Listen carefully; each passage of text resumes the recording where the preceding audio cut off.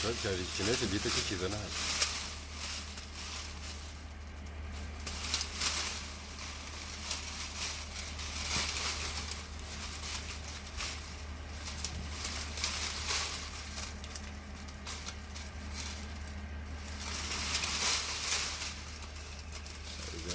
Tugera ku birenge nawe bikatubura.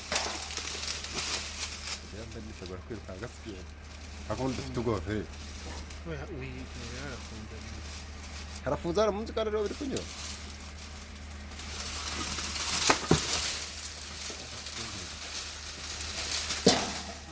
ntajya kuwukata byawunzanye. Ahubwo mbara ukuboko inyuma. Mbara ukuboko inyuma. Mbara ukuboko inyuma zo nirukanka.